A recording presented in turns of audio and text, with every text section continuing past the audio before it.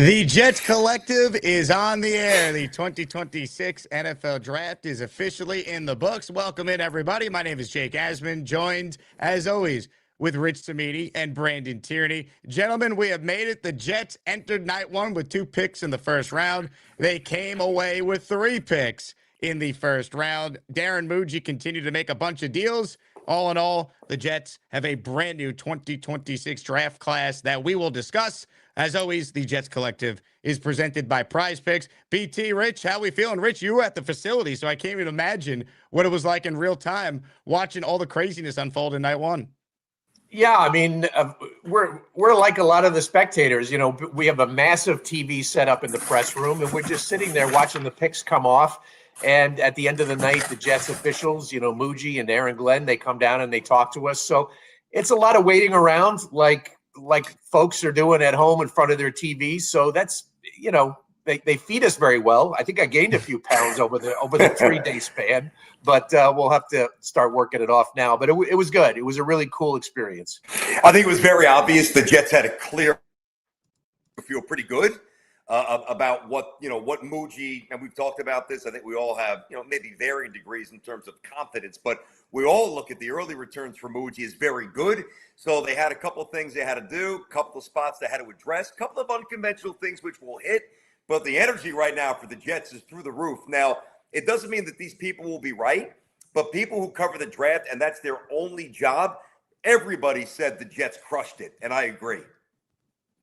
Well said. Well said. And I think if you're a Jet fan, even if you're the most negative Jet fan in the world, even if you're someone who wanted, let's say, Arvell Reese instead of David Bailey, you can't argue with the player they got. I mean, they got the guy who was the most productive college football pass rusher. And some of the other moves they made, I mean, a Jet draft that features 2 pass catchers going in the first round. Rich, correct me if I'm wrong. That's never happened before. So there was real history made from that standpoint, real history made with the Jets having 3 first-round picks for only the 3rd time in franchise history. A lot of history was made in that first night alone. Yeah, it's the first time in 57 years that a team drafted a wide receiver and a tight end in the first round. So go figure that. I mean, I think you have to go back to like 1969 or something like that with the Rams and 49ers did it that year. So that was unusual. I think we talked about all those players, Bailey, not a surprise. I thought that was a good pick. I kind of had a feeling they were going to go Bailey. I think if I had my druthers, I would have taken Reese, but I totally understand the pick. It's the premium position. It's the value. That's why they took it. I mean, Reese goes 5 to the Giants. They're playing him at an inside linebacker. So the Jets drafted Bailey because he is an edge rusher. Next to quarterback, edge rusher is the most valuable position. So positional value and college production were the main reasons they took him. And college winners. I mean, that's the theme here. All these guys, really, with the exception of really Clemson. Clubnick, yeah. Clemson, pretty much everybody won at a very high level, so that doesn't automatically equate to bringing that winning to the pro level, but it's certainly a good start. And the other thing, too, I remember saying this on my show, I mean, all the drafts that I've watched as a Jets fan, there's always like one guy from some small school that I never saw play. I think every Jet fan, even if you flipped on college football, like in the most passing manner, you saw every one of these dudes play. So it's like familiarity, which is fun. Yeah, that's a great point, BT. And just, you think back to how the night was playing out. So after the Bailey pick at 2, the Jets are sitting there at 16. Your guy, Casey Concepcion, by the way, was on the board. But we didn't think that Mekhi Levin was going to be there. We certainly didn't think that Omar Cooper was necessarily going to be there. And the Jets take Kenyon Sadiq, who I know you were very high on, BT. But, Rich, you were the first, I think, in the Jet media space to even bring up the fact that you heard rumblings that the Jets really liked Kenyon Sadiq. You didn't think he'd be there when push came to shove. He is there. So kind of walk us through in real time what you were thinking when Sadiq was there. So was Mekhi Levin. So was Omar Cooper. And obviously the Jets took a tight end at number 16. Actually, I have a funny story. This happened in the press room before the Sadiq pick. So my editor in Bristol, Connecticut was texting. He texts every year. He just texts me the Jets pick. He gets it right from the league. So as soon as the pick is submitted, I get the text. We're not allowed to tweet it out because we're not allowed to tip the picks, but I get, the Bailey pick right away. And so then there's a long space between 2 and we're into the teens now. All of a sudden he texts me, wow, with like 10 W's.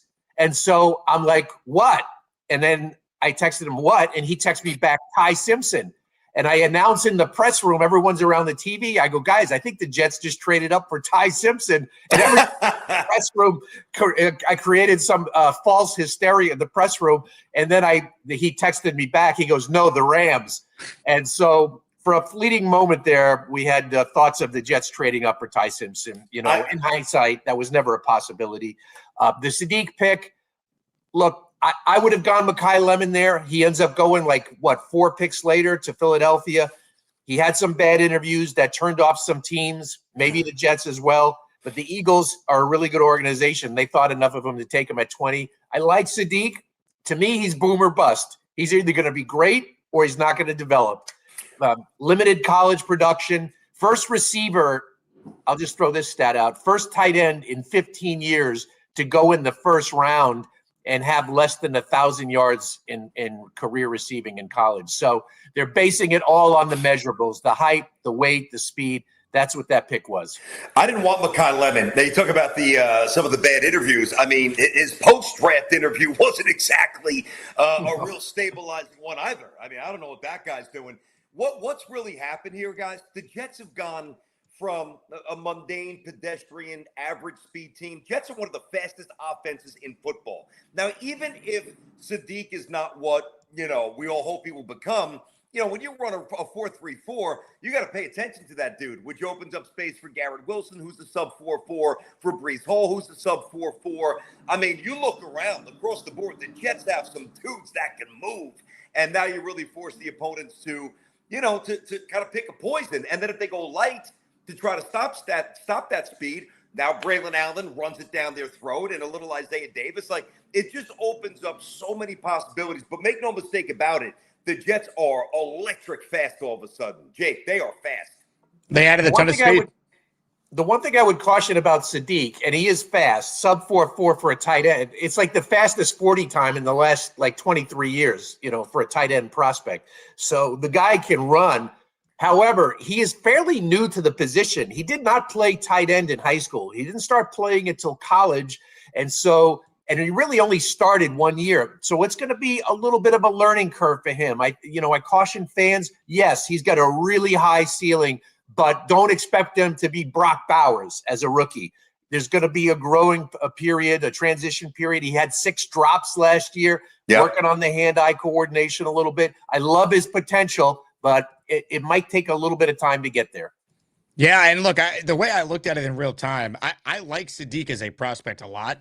I just didn't want the Jets to be the guinea pigs for taking him when there's so much history, not even just Jet history, but just about, hey, do you take a tight end that high? Not everyone's going to be Brock Bowers. Not everyone's going to be Loveland. So I was against the Jets doing it, with the caveat being I never thought in a million years, Rich, they'd be in position to then get a player that I would have been totally fine with at pick 16 and Omar Cooper Jr. Now I'm really excited because not that there's less pressure on Kenyon Sadiq, but it feels like the Jets are going to step into the 21st century and try and actually have a modern offensive scheme with 12 personnel, having Mason Taylor play inline, and Sadiq could be a matchup nightmare as a power slot. I'm just excited to see what they could do now. But getting Omar Cooper and getting the 5th-year option on him that Muji talked about, and only having to trade a 5th-round comp pick to move up from 33 to get to 30, I thought that was the best move of the night for the Jets, and it kind of solidified my feeling that night 1 was a major success for this team. Well, the reason why they traded up is because they thought Buffalo was going to take Cooper at 31. And so they anticipated that was their intel. And it's funny how as soon as they traded up and took him, Buffalo traded out. Yep. Buffalo trades out with Tennessee. And so that's why the Jets did the Cooper deal. They did it because I think he was rated very close to Sadiq on their draft board. And also they wanted the 5th-year option, so they wanted to get back in. Now they did lose, like you said, the 5th-round comp pick. They lost pick 33, which is a valuable pick. If you want to trade it, on day 2 of the draft, the first. Unless you're the Niners, Rich, who took a guy that never should have went at pick 33, and they're getting. Yeah, no, I like the pick. I mean, in fact, I was just looking before we went on. We at ESPN we use the Scouts Incorporated, a scouting group, that evaluates talent. The Jets got 3 of the top 24 players on the Scouts Inc. draft board with Bailey, Sadiq, and Cooper. Cooper was 24th on their draft board. So anytime you can get 3 players out of the top 24 in a draft, That's pretty good. And you extend that out with Pons. I know we'll get to him as well. I mean, I love what they did there. So I don't know if he's top 40 or top 45, but he was certainly somebody who was incredibly highly thought of and very well might be one of the best players from the draft. Rich, do us a favor. You said something interesting, how the Jets had some intel with the Bills. They might take Cooper. Can you explain, even if it's briefly, because a lot of my buddies have asked me this as well. Like, part of the business of the NFL, when you move up to make some, or when you move up, you've got to know what the other teams are thinking. How do you know what the other teams are thinking? Because you're competing against each other. Is that just contacts and friendships, and they give you a sense? How do you find out what a team might do? Yeah, that's a great question. When you're in your own war room, Rich. Yeah, the Jets. Every team in the league does their own mock draft. You know, they're assigned. They put a board up of each team's needs, and they rank the needs. So the Jets are sitting there and they see the Bills are looking for a wide receiver. It seems like the Bills are always looking for a wide receiver. So they're looking for a wide receiver in that spot. And they're like reporters. You know, they call around to their friends. They hear stuff. Sometimes teams get stuff from reporters that they use in their intel as they're building their board of team needs. Like, for instance, like the Jets did a pretty good job of keeping their pick secret at number 2, right? The media kind of was guessing right up until I contacted officials from 3 different teams that had high picks on Thursday morning, and all of them told me that the Jets were taking Bailey. In fact, one of the persons from one of these teams said he knew 100% that the Jets were taking Bailey.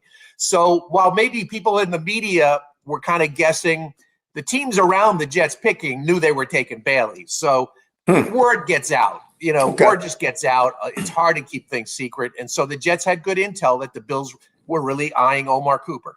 Well, Rich, that's interesting because just getting back to how everything unfolded with the Bailey and Reese decision, it just felt like even like leading up to the draft, the day before, David Bailey's doing an interview with SNY, and he's saying, the GM's name wrong. He's confusing Darren Muji for Monty Ossenforth, the GM of the Cardinals. So people are like, oh, is he going to Arizona at 3? He's basically making the Jets sound like they were just any other team he met with at the Combine. He even referenced the canceled top 30 visit. Again, maybe it ends up not mattering at all if David Bailey's awesome, but it's just going to be like another thing that's used eventually against the Jets. If Bailey's not a big-time player, people are going to say, well, could you really invest a number 2 pick in a guy you didn't even do all your due diligence with and have him into your facility? Well, do you think having him in the facility for 4 hours is gonna make the difference in whether he's a good player or not? I think that was completely overblown. Look, the Jets took him out to a steak dinner in Lubbock, Texas. They spent a couple of hours with him there. The Jets have 3 members on their coaching staff that were at Stanford on the Stanford staff when Bailey was in Stanford. So they have insider info that way. And he's a clean prospect. He's a good kid. He comes from a good family. His brother went to Harvard. He went to Stanford. I mean, they're obviously a smart family. Yeah. So they just didn't feel like they wanted to schlep him across the country and come in for a visit at their facility. I think the conspiracy theorists, when we talked about it in depth, a couple of weeks ago when it happened pretty much in real time for our show, I just think it got overblown. Can I tell you what I love too? Yeah, I love the Stanford pedigree before he went to Texas Tech. I love that his brother played at Harvard. Those are all great things. I love even more than that Bailey and Kenyon Sadiq don't have social media. So there's going to be no drama. Very limited presence. I don't know if you guys, Jake, I know you follow, and Rich, I know you're a big baseball guy too. But the Mets have lost, 17 of 19. You got Vientos putting stuff up on Instagram. I mean, they can't even score more than 2 runs. Read the room, man. So, and I think that the Jets for a while got away from that, even though Sauce is a really good young man. And Breece Hall tweets a lot. Garrett Wilson's a great kid, but he's chimed in a little bit. The less noise, the better. And Bailey and Sadiq, I don't know if they'll be stars, but they won't ruin things on Instagram. I can promise you that. Yeah, I mean, I think everybody the Jets drafted usually some draft classes, you have some red flags and some character issues. As far as I can tell, all these guys are really clean prospects. I think they did a good job of vetting all these guys. That's not to say something bad, you never know. These guys get a ton of money in their pocket, although most of them have money in their pocket now from college. But, look, David Bailey's going to get $56 million guaranteed. That's what his contract is slotted at. That is just mind-boggling money for a young man to come in. And you hope that he's he's grounded enough to handle it, because He that's is. life-changing, man. He That is. is life-changing money.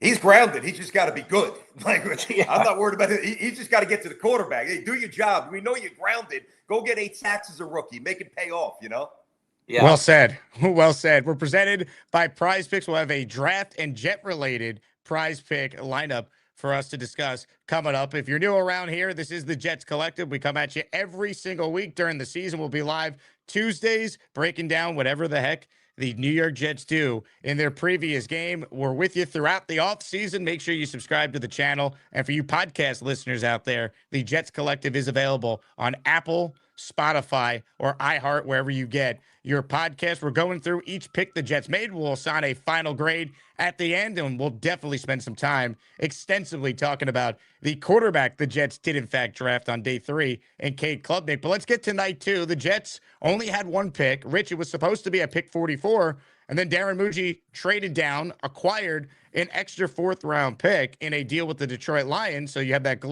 Dan Campbell connection in this scenario here. And with the Jets on the clock at number 50, they took basically a reincarnated version of their current head coach, D'Angelo Pons, the corner from Indiana. His comp by Daniel Jeremiah on the NFL Network broadcast was Aaron Glenn. The Jets posted a great video of Muji pointing to Glenn. Hey, look, they're talking about you and Pons. So that was a cool moment. But from a standpoint of just drafting a really good player, I love this pick. Pons is one of my favorite players in the class.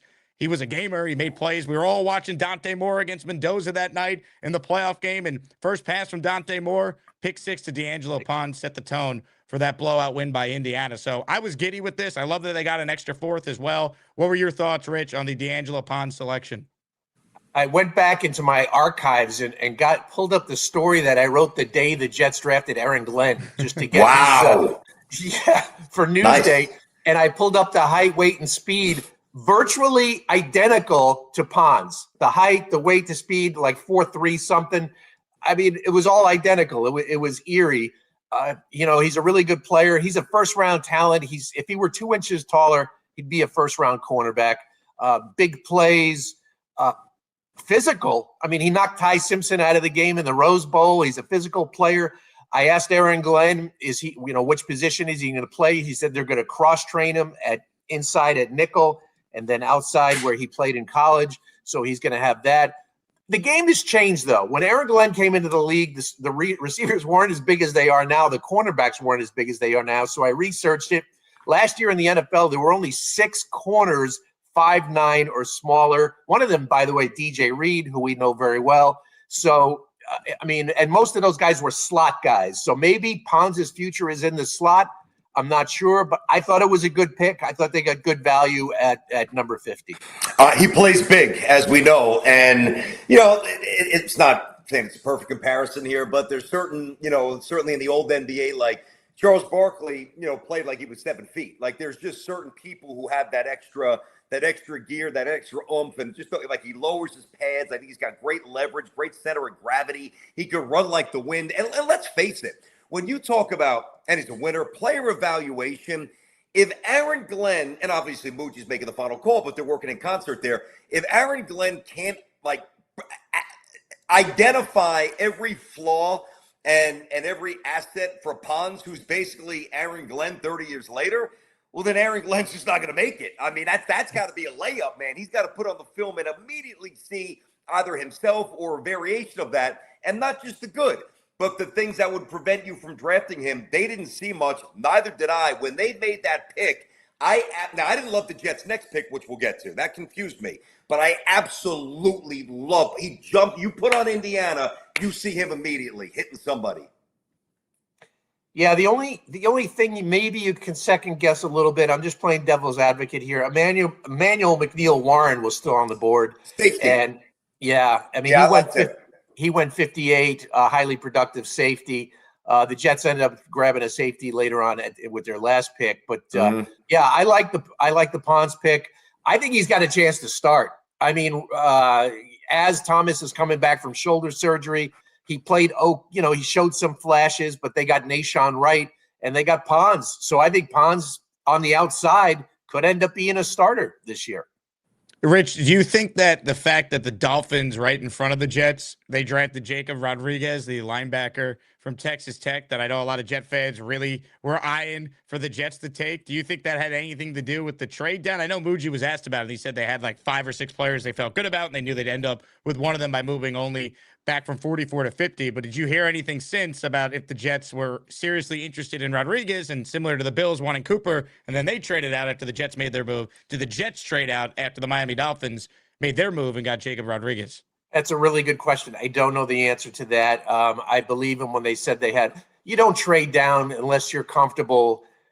Yeah, I know what you're saying. I mean, it's possible, but I think corner was probably a bigger need for the Jets than linebacker. They didn't go linebacker in this draft. Obviously, they have a lot of confidence in Jamie and Sherwood. I don't know if I have the same amount of confidence. I mean, they're going to let it roll with him again and maybe hoping that Demario Davis's presence has a positive effect on Sherwood, because Sherwood's got to play better this year.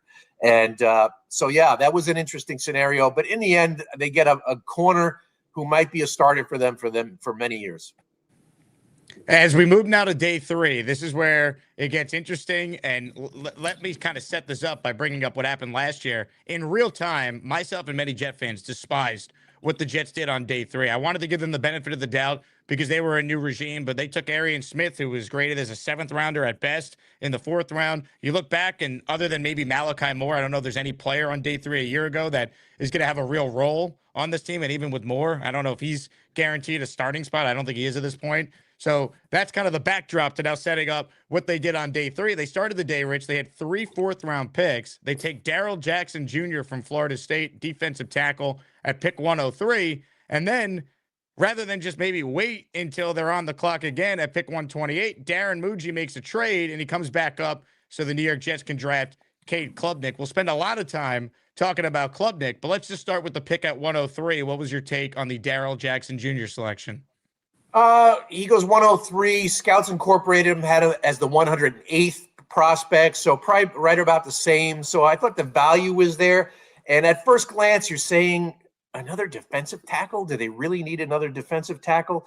But look what's on the horizon. Harrison Phillips and David Onyemata are, they're on 1-year deals basically. So they're going to be free agents after this year. So I think this was a future pick. I do not think Darrell Jackson will be playing a lot.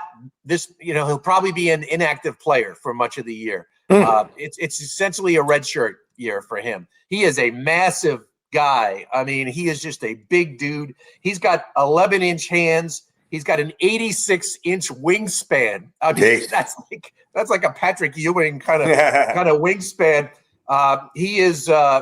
He's an interesting guy. He was only, I'm just reading off my notes here. He was 200 pounds as a high school junior.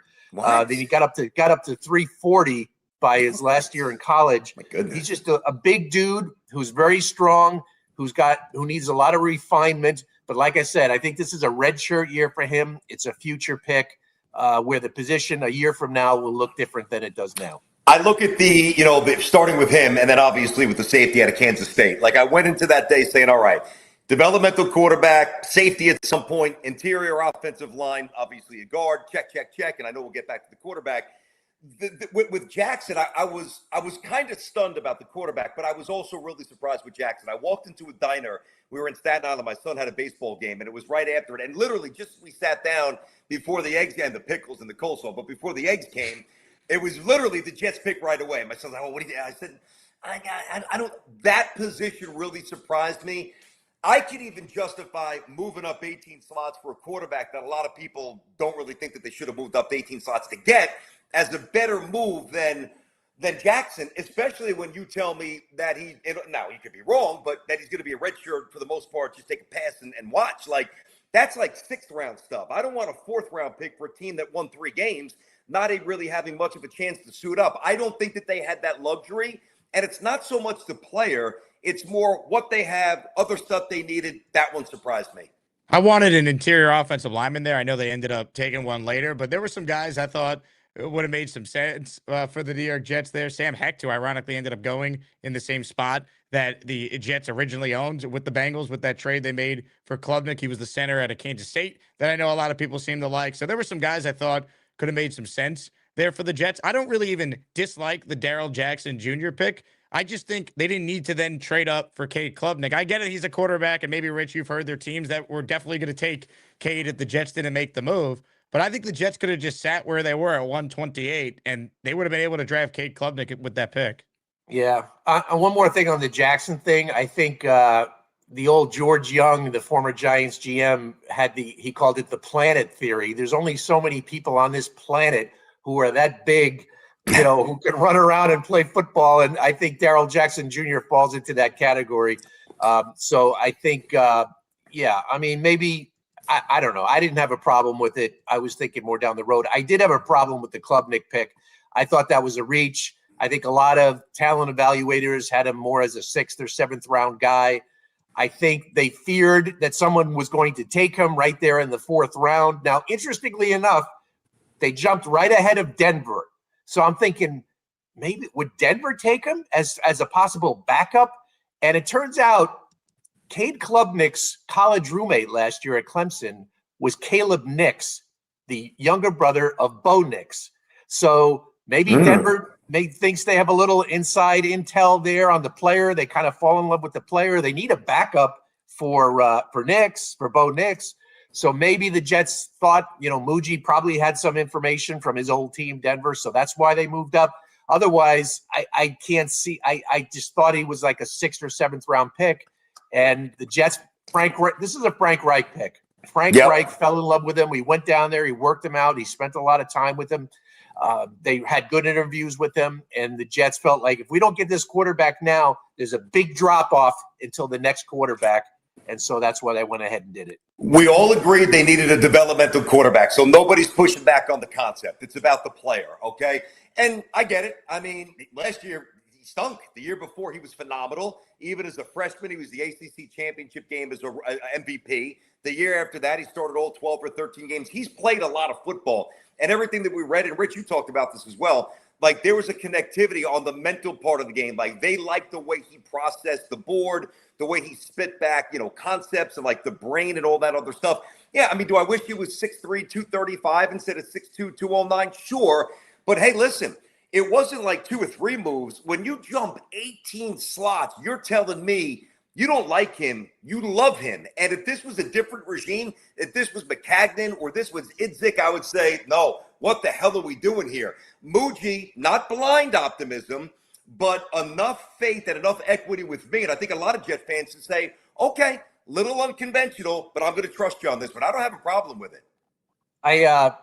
So I texted a scouting source from another team as soon as the Jets made this pick, and I'm going to read you right from the text that he sent me on his Klubnik scouting report.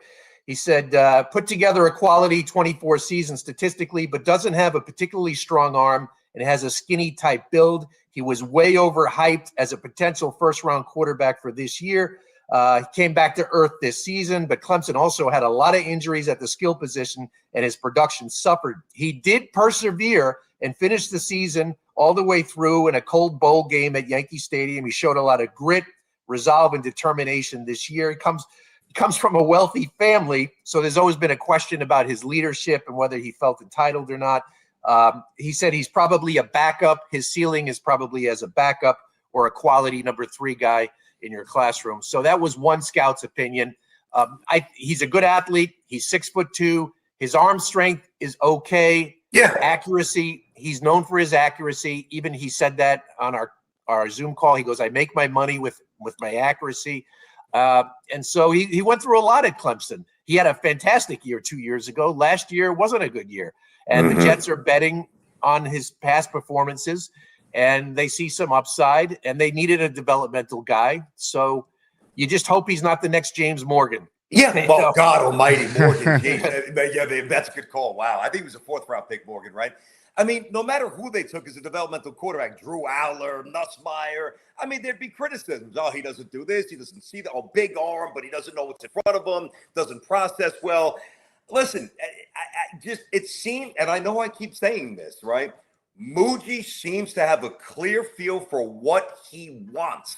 And when you're that aggressive, like the certain traits and non-negotiable characteristics, when you're that proactive and you go up and get somebody, I'm not going to bang on it right now. I mean, we all know they needed to get a quarterback to maybe eventually become the number 2 down the road.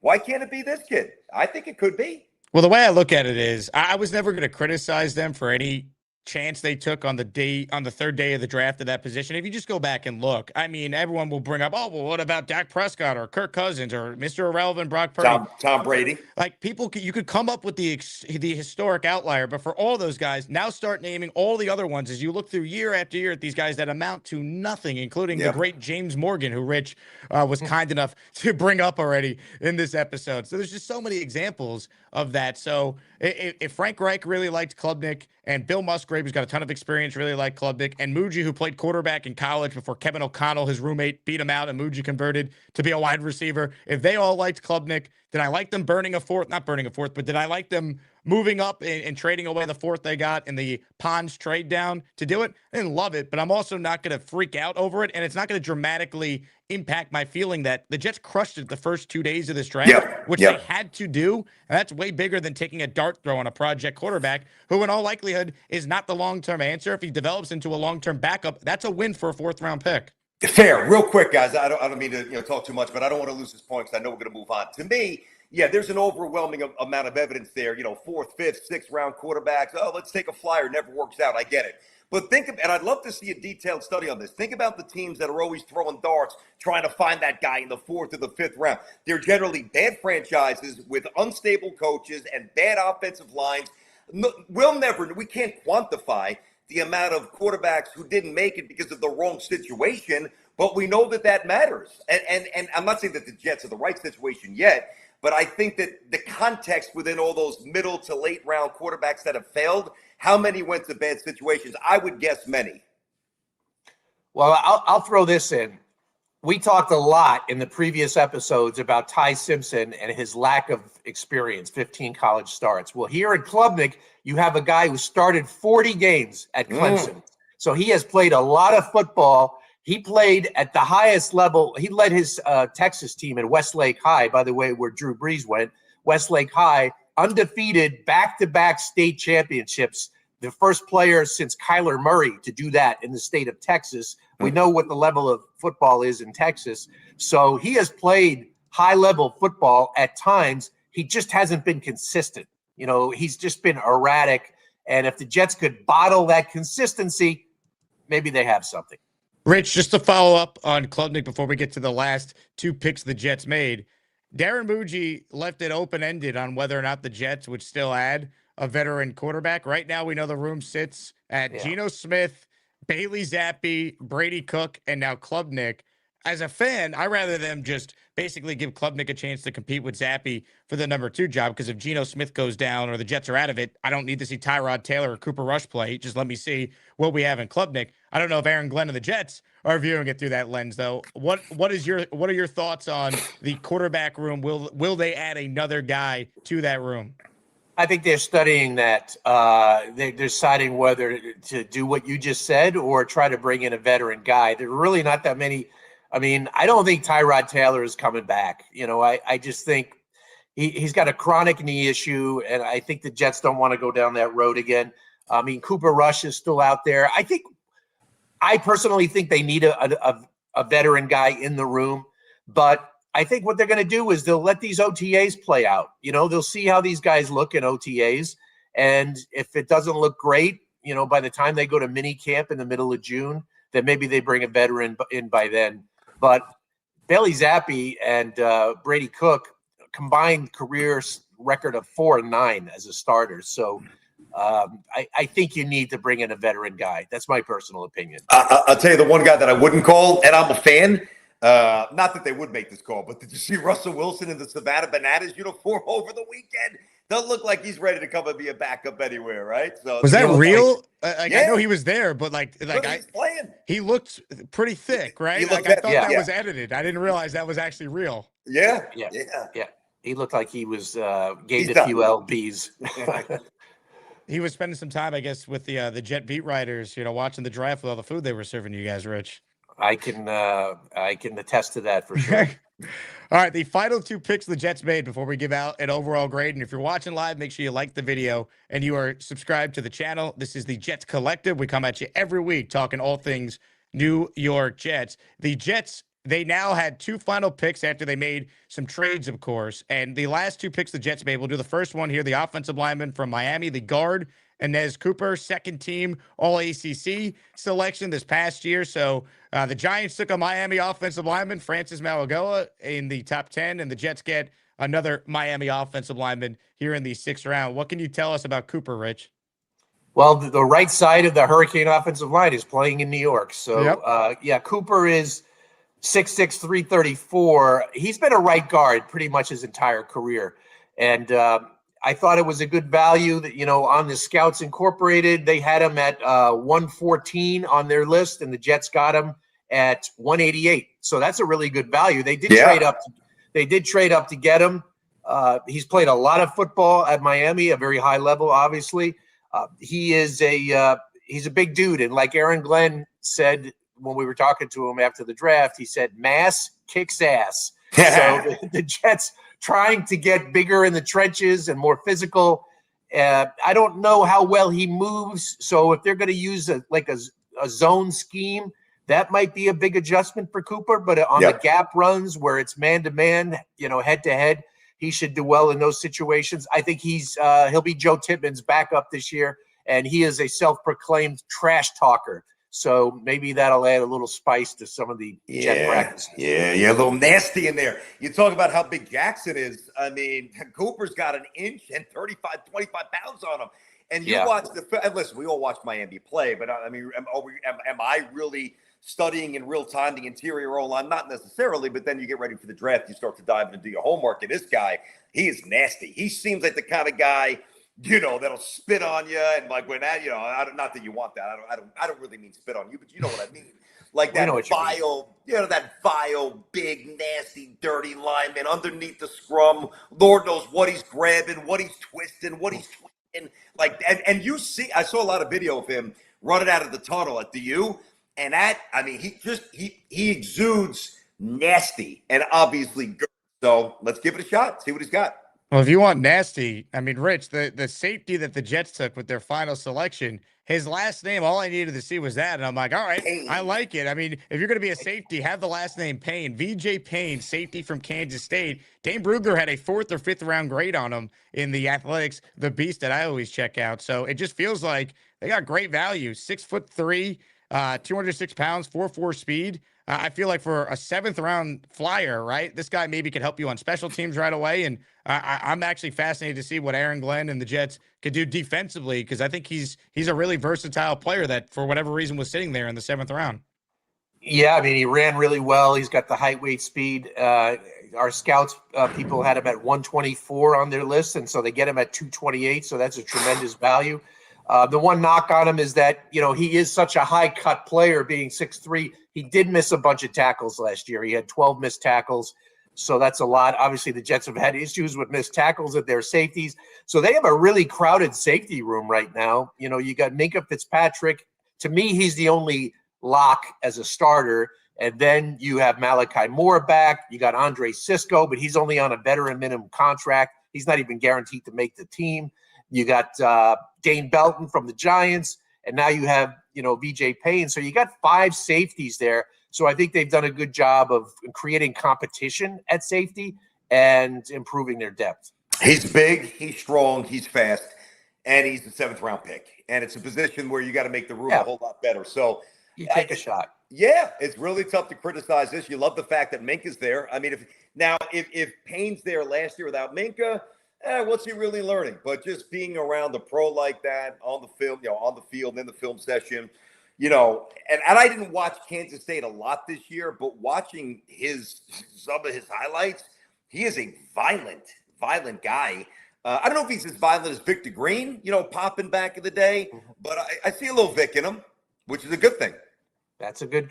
If he's that, then that's a good thing for the Jets. Yep, I think every Jet fan out there will certainly agree. All right, let's give now our overall grades for the Jets draft class. And obviously, look, you never really know with any of these draft classes, but yeah, I've been surprised to see the amount of praise the Jets have received from some of the, the biggest draft guys who do this stuff for a living year round. Rich, I'll start with you. What grade would you give Darren Muji, Aaron Glenn in the 2026 New York Jets draft class? I am not a big grade guy. I know it's part of the job and we have to do it. And none of us really knows who the heck these guys are going to be. I just kind of look at, are they getting the value that we thought, how they operated throughout the draft. Now the Jets, here's what I liked about what Muji did. They had 9 picks to go into the draft and they came out of it with 8 picks. But if you count up the points on the point value chart, they actually came out of it with more draft capital with 8 picks than they had with 9 picks going in. So that tells me he did a good job of maneuvering around the board. He was able to target. He made 4 trades. He was able to target Cooper, actually both Coopers. He went up and got Omar. He got Inez, and then they traded up also for Clubnick. Didn't love that one. We talked about that. But I'm overall, if you make me give a grade, I'm going to give him an A-. I find that ironic here. Rich is an adjunct professor, but he's averse to giving out grades. I mean, your students must love you. Hey, you did all right. A, F, whatever. You passed. Come on, I thought Syracuse had standards up there, Rich. You got to give out those grades, man. Well, in fact, as soon as we finish this podcast, I'll be reading final exams and grading my students from last night's class. God bless you. Yeah, I mean, it's hard to project. Like I said, they got 3 guys in the top 24 on the board. So good value, 4 guys right at the top who are going to come in and play a lot as rookies. I mean, that's all you could ask for. I give him an A. I give him an A here. I'm more okay with the Clubnick pick than you guys. I'm not saying I love it, but it's not enough to bring that down to an A- because everything that they identified and everything that we identified. You got to get more sudden on offense. You got to get more vertical on offense. You got to get more depth in the trenches. You got to find the corner. You got to find the safety. Take a dart, throw a dart on a developmental quarterback. I really, really love what the Jets did. I feel very positive about this. And, I think the dynamic, Jake is known to be a little bit more grumpy or negative or whatever, reluctant to stand things favorably. And maybe I'm a little bit the opposite. But my optimism is really rooted in reality, not delusion. Like Muji's given us examples, many already. He knows what he's doing. And I think he had a great night. And I think the Jets obviously got to find a quarterback down the road. But the Jets' direction is the trajectory of the needle. It's going in the right direction. There's no doubt. So I'm actually going to agree with Rich. I'm going to go A- as well. I thought the Jets had a really good draft. Again, I'm not going to, change my opinion drastically just because I didn't like that they traded an extra 4th to get a guy they believe in at the quarterback spot. To me, they did great night 1. I think the Omar Cooper trade back in solidified a great night for the New York Jets. The only reason why I wouldn't, I guess, go A+ is or A is just because I was more of an Arvell Reese guy than a David Bailey guy. So I don't want to be disingenuous and be like, oh, I was Bailey the whole time. This is great. But I was fine with both players at the end of the day. And I'm going to steal a line from one of Rich's colleagues, Brian Costello, who's covered the Jets forever for the New York Post. He hates draft grades like Rich does. And he goes, I like to grade on logic. I think if you're grading the Jets on logic, the moves they made, the rationale behind them, I think they had a real plan and they executed said plan. And I am a big fan of what they did ultimately. So I'm going to go A-. I think they needed this. I think the fan base needed something to kind of grab onto that's positive, that they actually could be hopeful about. And I'll tell you what, Rich, when you guys start covering rookie minicamp in 2 weeks and OTAs, and you're going to see Kenyon Sadiq and Omar Cooper Jr. go up against air and no pads, they're going to make plays, and it's going to be a lot of fun to watch instead of just having to watch an offensive tackle the last couple of years and evaluate anything they do. We're going to have Kenyon Sadiq in the Hall of Fame in a couple of weeks. But, yeah, I mean, I like what Muji's done this offseason, the last 2 off seasons. But just to throw in a little sobering reality here, it's not going to mean any. You got to get a quarterback. I mean, next year, we know the plan. Get it next year. I asked Aaron Glenn after the draft about, the quarterback plan long term.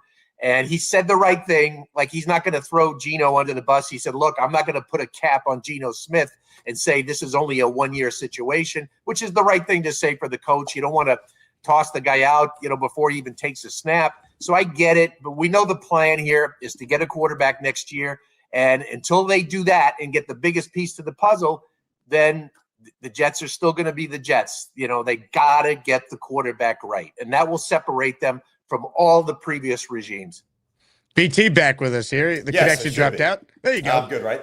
We got you loud and clear. Maybe BT. I upset him with my take on that. No. He decided to bail out. No, I think what happened, I was trying to grab one of my papers. I want to reference something. I thought I've had a rough day behind, you guys know, behind the scenes with this. I got to fix some stuff up after. You know, just back to the Jets team speed. And we all know about, you know, Breece and Wilson and AD and Sadiq. They all fly. They're all sub 4.4s, right? Cooper is barely over a 4.4, 4.42.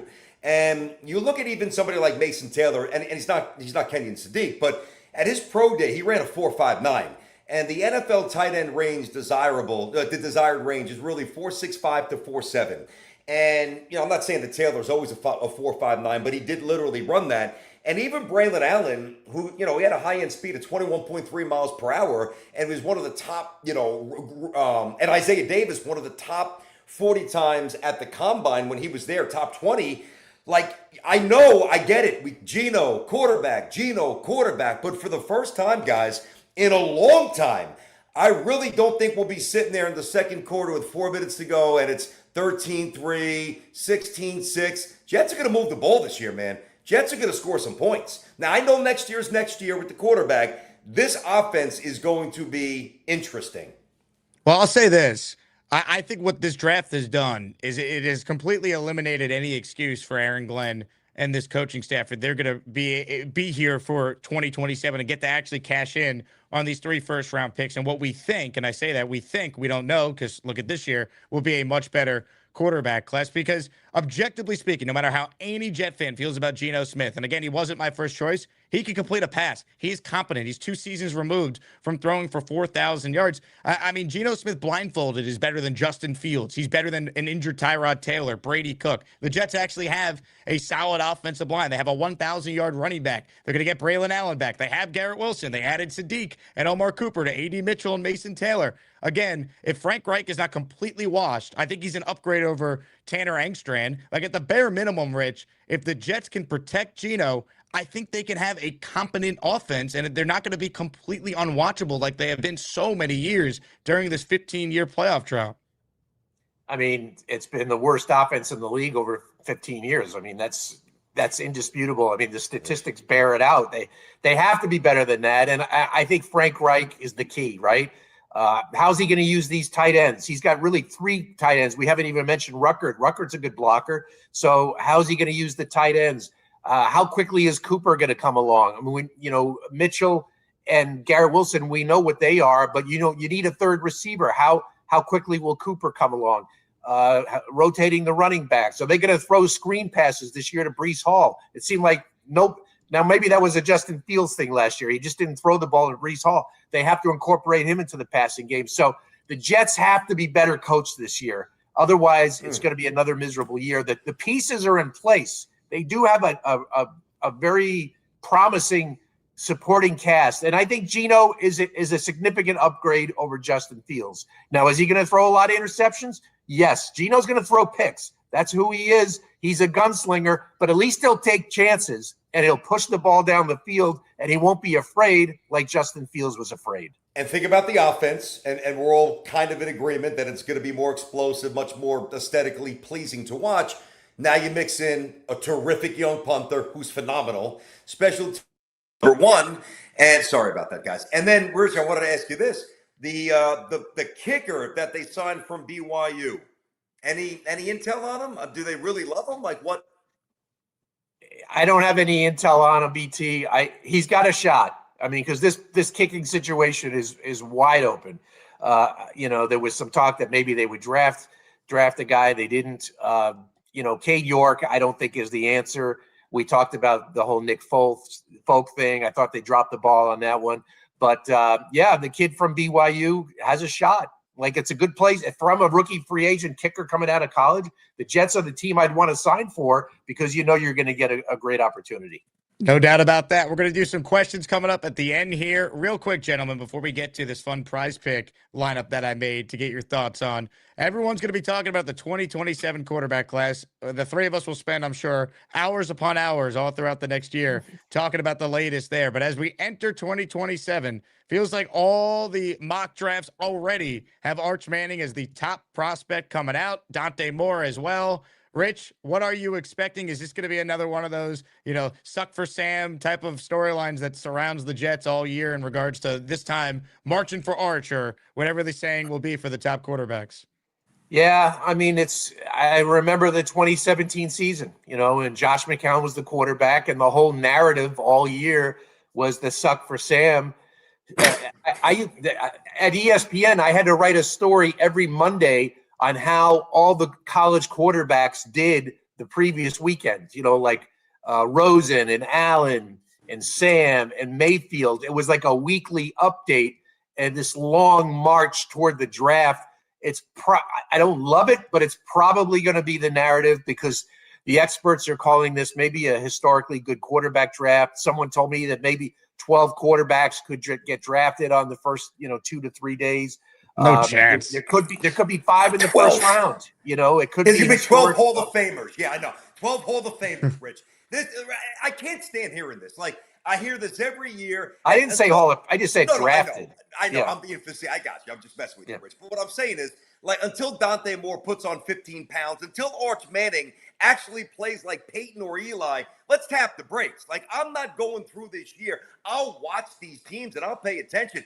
I'm going to make you a promise right now. There's not a chance in hell that the Jets are picking 1, 2, or 3. They're going to win too many games. So my energy and my focus is for the 2026 season. Hey, I sometimes I'm a clown, and sometimes clowns could juggle. I'm going to juggle the Jets, and I'm going to juggle college, but I'm not going to be so immersed in college that I don't watch the Jets with I think a deeper sense of happiness this year.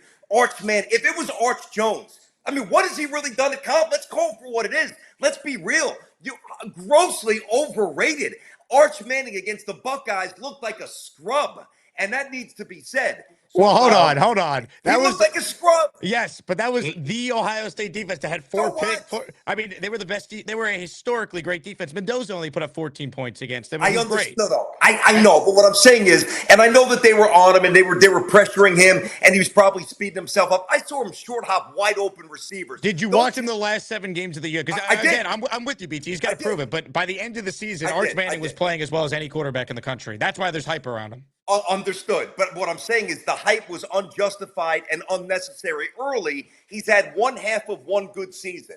That's just a fact. That's irrefutable. He might be the first overall pick, and he might even be better than Eli. Not going to be better than Peyton. Might be better than Eli.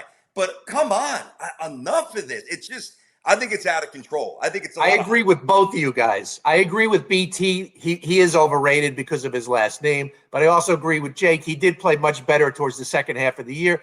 The proof will be in the pudding this year. Now, he's got I don't know. I'm not going to pretend I know all about the transfer portal, but he supposedly got a big-time wide receiver this year who came in. He's got a big-time NFL left tackle, so the supporting cast lends itself to a good year for Arch Manning. And if he's as good as everybody thinks or wants him to be, then he will be this year. And look, it's him, it's Julian Sayin, it's Dante Moore, it's CJ Carr. There's going to be someone that could emerge, and no one knew who Fernando Mendoza was at this time last year. So, look, the way I look at it as a fan, BT, they have 3 first-round picks. I'm rooting for wins. The Colts could be awful. The Packers could have an injury and be awful. Who knows? The Cowboys could be awful. The reason why the Jets have Garrett Wilson right now is because when Joe Douglas made the deal with Seattle to get 2 first-round picks, Seattle thought they were a Super Bowl contender. Russell Wilson got hurt that year, and the Jets are picking at number 10 after they took Sauce with their own pick at number 4. So, no Jet fan should be worried now about it. Root for wins. If they start 1-5 again, then the march for Arch or whoever can start. But for now, I want this team to actually win and give us a season. Be fake good. Robert Saleh, who I don't think was a great coach, they were 6-3 and 7-4 in his second year before they collapsed. Give me some fake goodness. Give me a couple wins early to be excited about for once before we do the tanking conversation. That's what I want to see before we have to even talk about the 3 picks in 27 and the quarterbacks and all that. Forget about fake news. Give me fake goodness. Let's start coining that. I like that. Fake goodness. I like that. And the other thing, too, is, and this needs to be said, independent of the draft, Like the Jets situation is now viewed as much more healthy, at least today. It's got to come to fruition. But if you're a quarterback, and we touched on this, and it doesn't necessarily have to be Joe Burrow, but we're so focused on the draft, there could be a situation where somebody looks at the Jets that's not happy. They're like, man, they got some talent. I go there with that old line. We're cooking. You never know. Well said. All right, guys. And they need wins. They need wins just to create a culture. I mean, Aaron Glenn talks about having a winning culture. You can't speak that into existence. You have to actually win that into existence. So I mean, true. That's, you could talk all the cliches, whatever you want, coach speak. You can't build a culture that way. You have to do it through repeated success, winning games. We are presented by Prize Picks. We'll get a Breece Hall contract update, then rip through some super chats before we wrap up shortly. So get those questions in if you have anything you want us to address. But we're presented by Prize Picks, guys. And let me put BT in the box. Here we go. There you go. If you download the Prize Picks app and use the code HMA, put $5 in, you'll get $50 available instantly. And Prize Picks already has a bunch of lineup options for all the top draft picks. So I put this one together because I knew we were going to talk about Arvell Reese and David Bailey. And I threw a Garrett Wilson one in there for good measure. So this is a 3-pick power play, $10 to win $60 over at Prize Picks. You tell me if this is a smart lineup that I made, BT. Garrett Wilson, more than 4.5 receiving touchdowns. Yes. David Bailey, more than 6.5 sacks. He better. Arvell Reese, more than 2.5 sacks. If that hits, those three things happen, $60 are coming to the Jake Asman bank account. Well, we don't get a piece of the pie. I know you put it together, but I thought we were 33 to 30% each, man. I thought we were a team. I thought we split things up. You got a deal. Well, they didn't give me the money for the two of you guys yet. No, I know. I like it. I try to put myself in your situation. I think we touched on Garrett a week or so ago, was it 6 touchdowns, or maybe it was still 4.5? And I said under. But listen, he's terrific, and if he's healthy, I could see that going over. Bailey better be over, not by much, but I think he will be. Reese, because you don't know how they're going to use him, but that's a paltry number, and you got Burns who's getting double-teamed. I think I could see 3 for 3. I like it. How about you, Rich? Definitely over on Garrett Wilson. I'm going to say under on Bailey. So, because you're basically saying 7 sacks there for a rookie. I'm going to go under. And then for Arvell Reese, that's a close one. I'm going to say under there as well, because he's going to be playing a lot of inside linebacker. I don't know how many rush opportunities he's going to get with Burns and Carter and Thibodeau. So I'm going to go under there as well. Other fuel for thought, or food for thought. If the Jets offense, I would keep saying it's going to be better. If it actually is better, and if it actually got good, well, then now the Jets will have some leads, and now Bailey can pin his ears back and a little bit easier to get. It's tough when you're losing 30-10 and the other team's running the ball 35 times to bleed the clock out. Nobody's getting sacks then. Well, that's part of the reason why I'm going under on Bailey, because I don't know if the Jets will be playing with a ton of leads this year.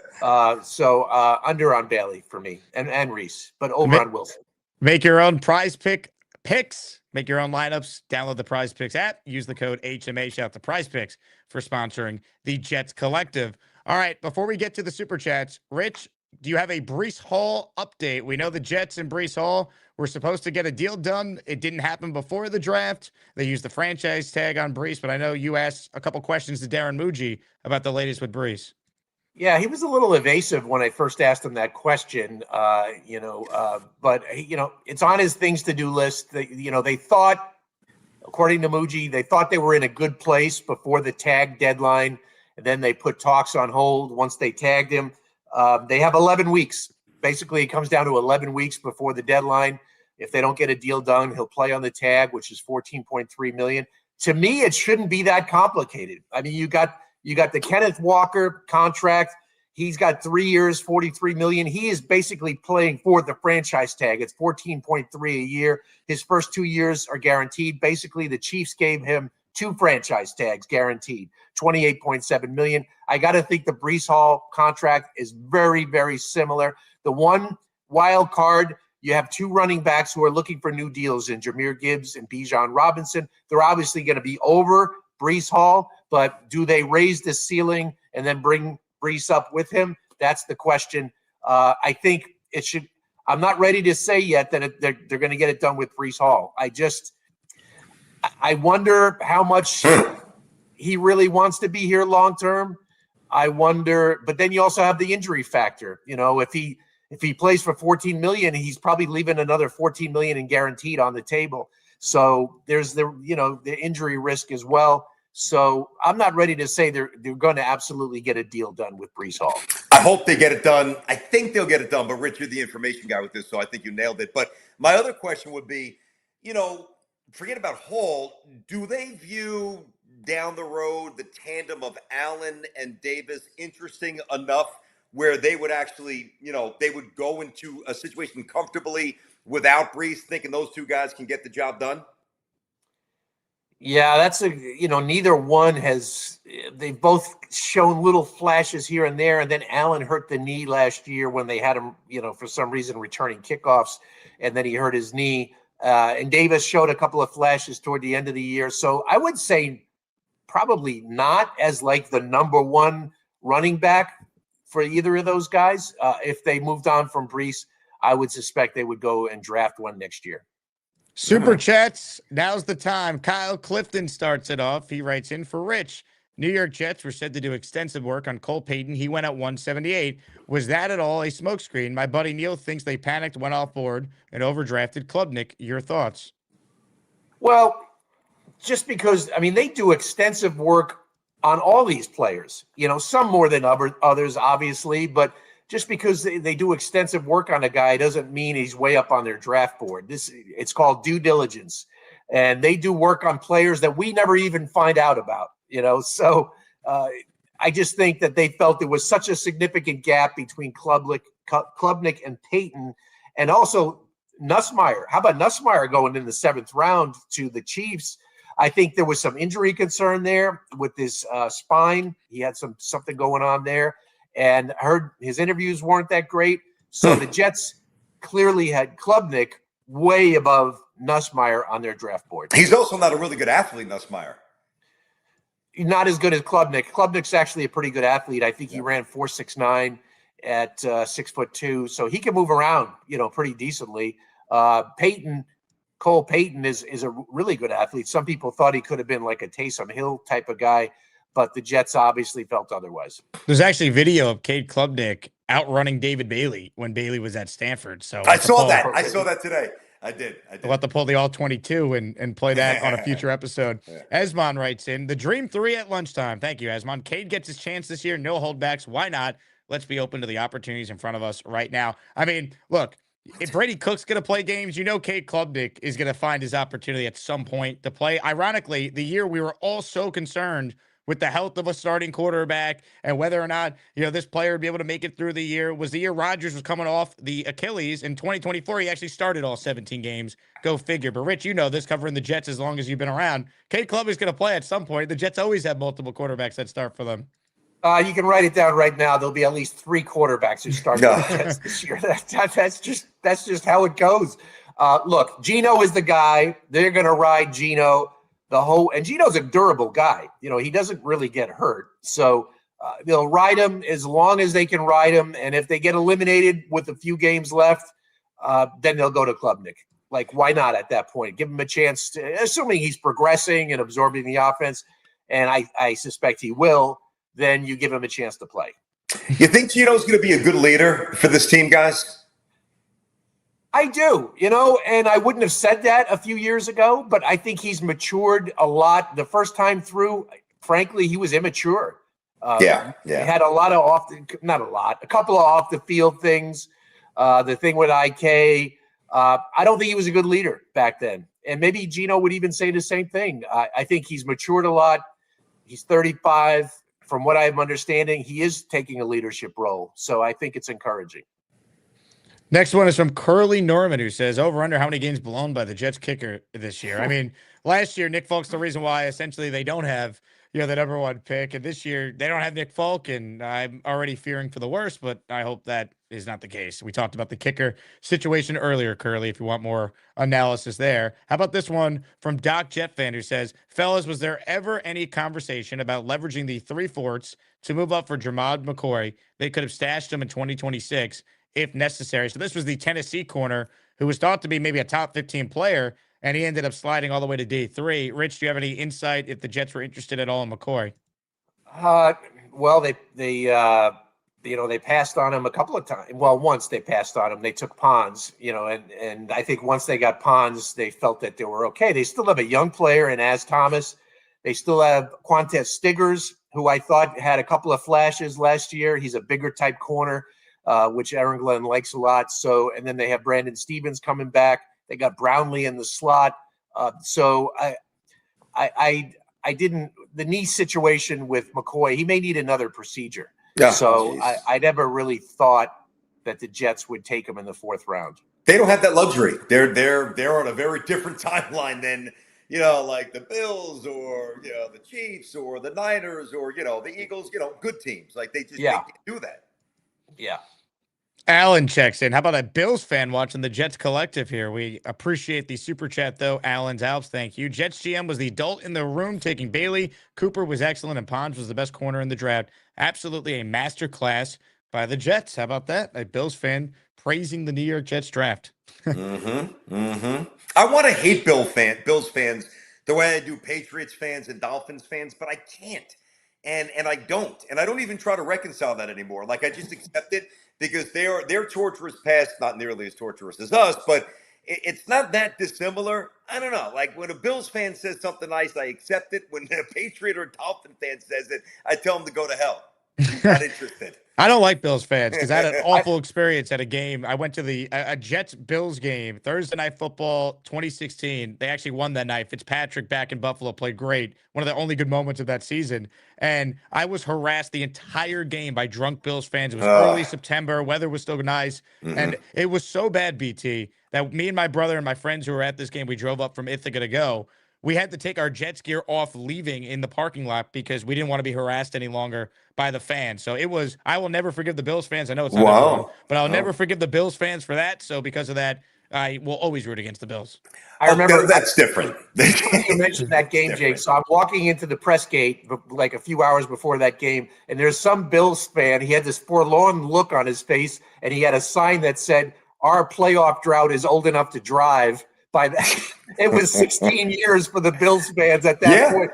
I took a picture of the guy and I posted it. I asked him if I could take his picture. I posted it on Twitter. I thought it was hilarious. And here we are years later with the Jets playoff drought is basically almost old enough to drive. Am I conflating years? Was that EJ Manuel? It was 2016. Tyrod was the quarterback. Rex was the coach that year. I know Rex was the coach. Yeah, no, okay. Fitzpatrick played out of his mind that night, and the Jets won. And that was really the last good thing that happened to Ryan Fitzpatrick with the Jets, I think, after that. I'm pretty sure a week later was the 6 interception game in Kansas City. So just like that was it. Yeah, that was the pick fest, the 6 pick.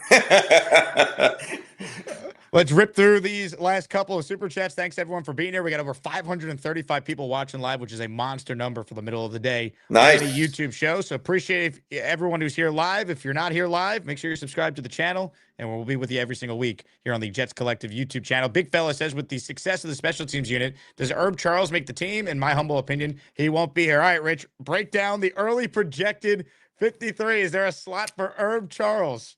Only the Big Fella could ask a question in April on the Jets special teams.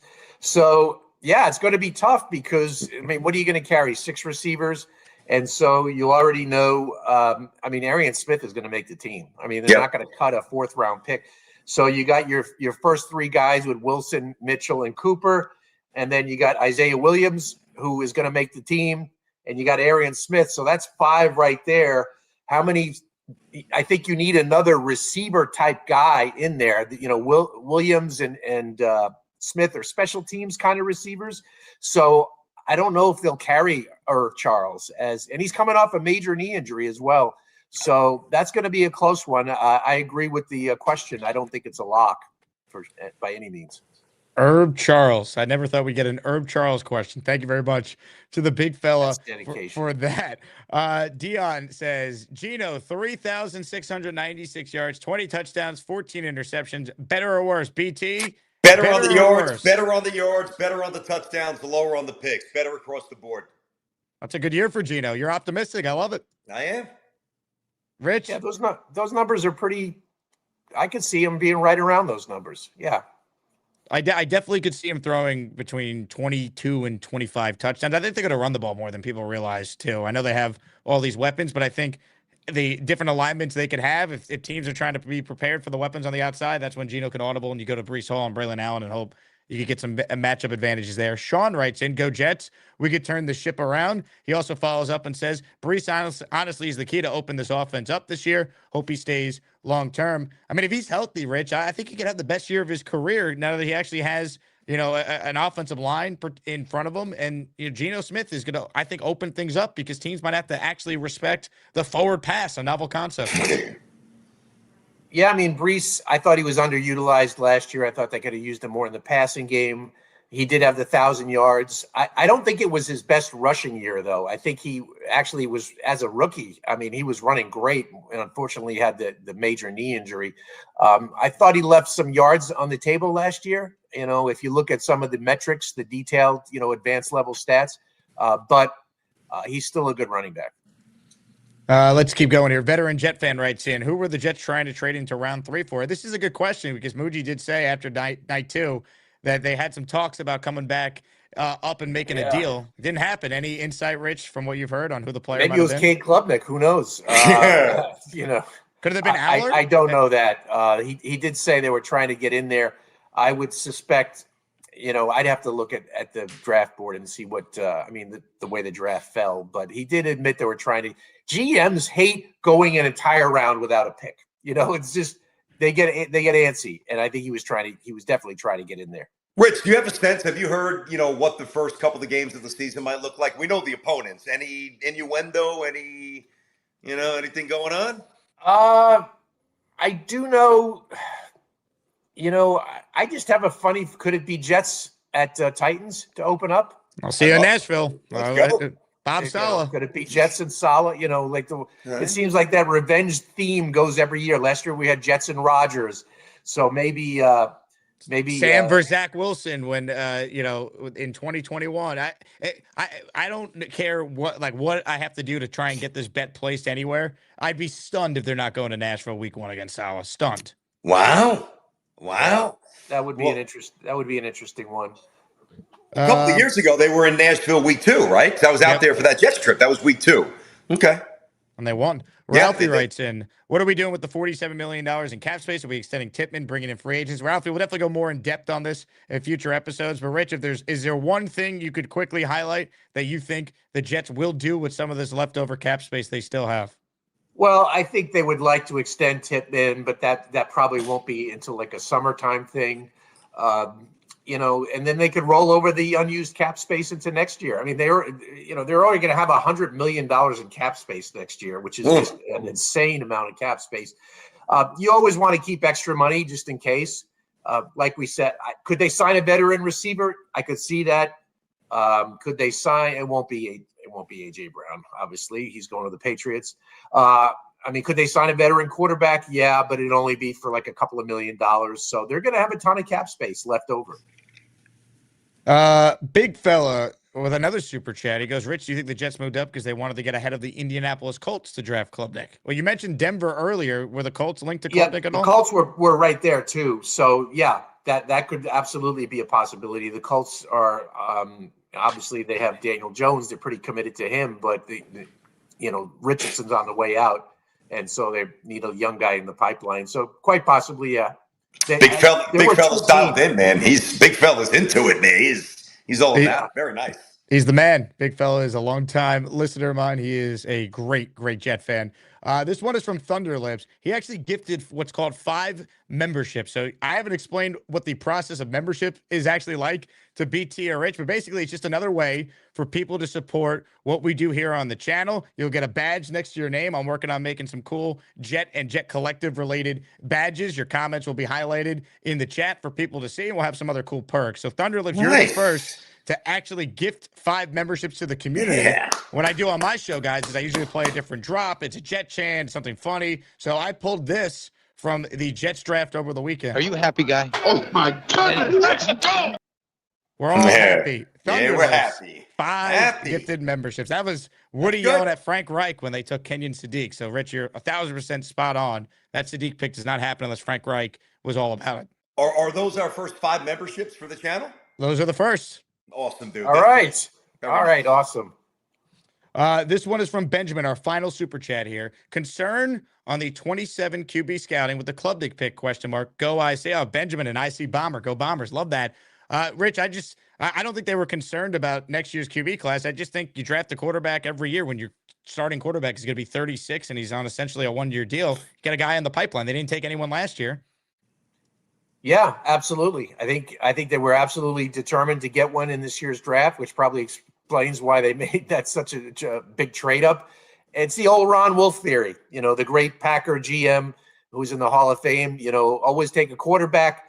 They usually, unless they're total bust, they retain value. I mean, you could end up, who knows, if Klubnik develops, you could trade him at some point a couple of years down the road. So they hold value, and it could be a bargaining chip down the road.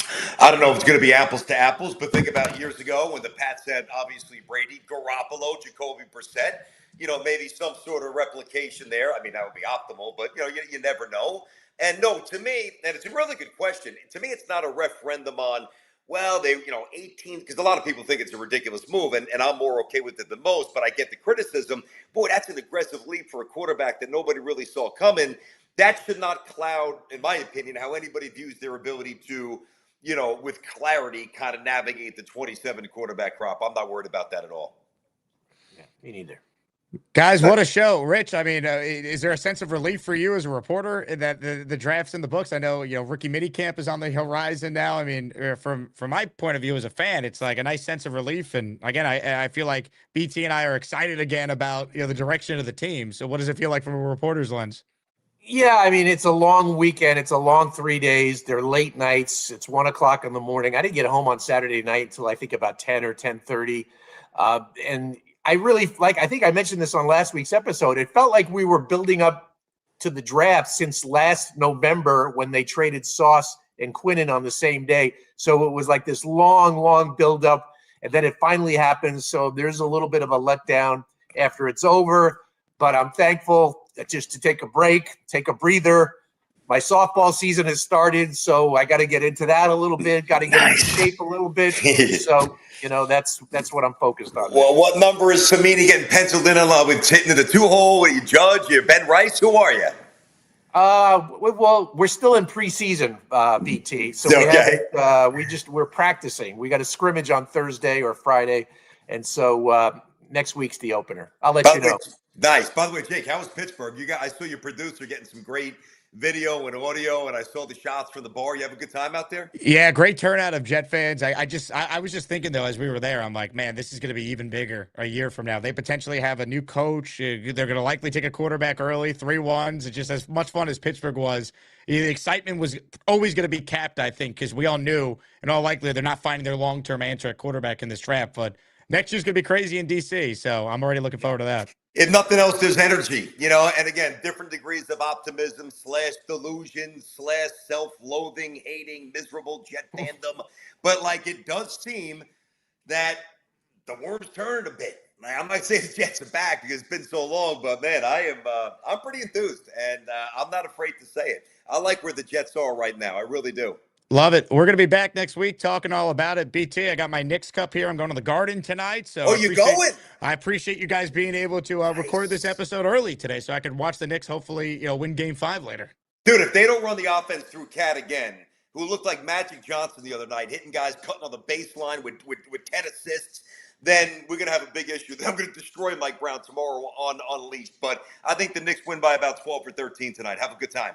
Let's go from your lips to God's ears. A big thank you to everyone who tuned into our show. He's Rich Cimini. He's Brandon Tierney. My name is Jake Asman. Like the video, subscribe to the channel. Check out Rich's work on ESPN and, of course, ESPN.com. Subscribe to BT's YouTube channel, BT Unleashed, and you can check me out every single day on my YouTube channel. Just search Jake Asman. It comes right up, and subscribe to the channel there. Shout out to Prize Picks for sponsoring our show. Like the video on your way out. Subscribe to the channel. Check it out in audio form, and we'll talk to you next time on the Jets Collective. See you, everybody.